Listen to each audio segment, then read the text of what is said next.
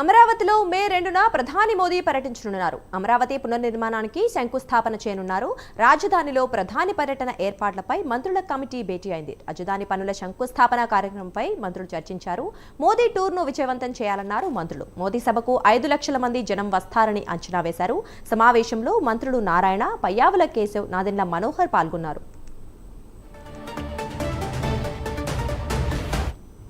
ఎయిర్పోర్ట్లో అరైవ్ అయిన దగ్గర నుంచి మళ్ళా తిరిగి వెళ్ళేదాకా ఒక సక్సెస్ఫుల్గా ఈ ప్రోగ్రామ్ చేయాలని ఈరోజు మంత్రుల బృందం కూర్చొని డిస్కస్ చేసింది.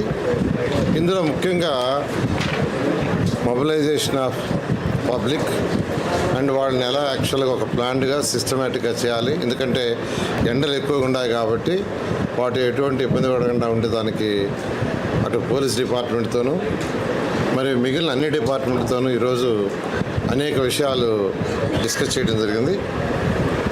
ఈ రోడ్స్ కావచ్చు, ఇంటర్నల్ రోడ్స్, ఎందుకంటే డిఫరెంట్ డిస్ట్రిక్ట్స్ నుంచి పబ్లిక్ వచ్చినప్పుడు అమరావతి క్యాపిటల్ సిటీలోకి నేషనల్ హైవే నుంచి అన్ని రోడ్లు ఇంకా జాయిన్ కాలేదు కాబట్టి ఉన్న రోడ్లలో దాదాపు 7 రోడ్లు పాసిబిలిటీ ఉన్నాయి.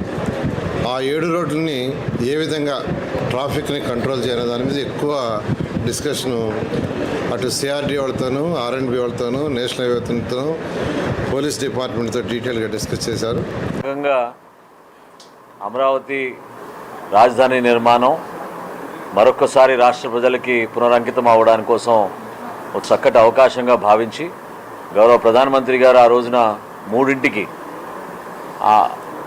విజయవాడకు చేరుకునే నేపథ్యంలో ఈరోజు మా మంత్రుల ఉపసంఘం గౌరవ ముఖ్యమంత్రి గారి ఆదేశాల మేరకు వివిధ డిపార్ట్మెంట్లని సమన్వయపరుచుకుంటూ ఏ విధంగా ఇక్కడికి వచ్చేస్తున్న ప్రజానికానికి ఎక్కడ కూడా ఇబ్బంది కలగకుండా కార్యక్రమం విజయవంతంగా ముందుకు తీసుకెళ్ళడానికి మేము చేయాల్సిన ఏర్పాట్లపైన చాలా లోతుగా మేము ఈరోజు సమీక్షించడం జరిగింది.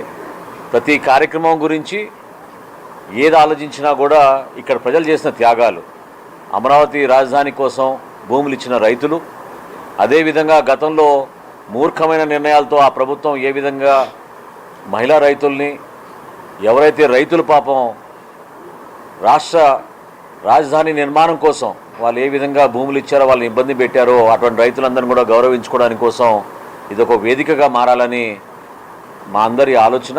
దానికి అనుగుణంగా ఈ ప్రాంతంలో జరిగిన అభివృద్ధి కార్యక్రమాలు, జరగబోయే అభివృద్ధి కార్యక్రమాలు, అట్ ద సేమ్ టైం ఎవరైతే పాపం నిలబడి ఆ రోజున ఆ రైతులు మా కోసం ఈ త్యాగం చేశారో వాళ్ళందరినీ గౌరవించుకుంటూ ముందుకు తీసుకెళ్ళడానికి కోసం ఈ కార్యక్రమం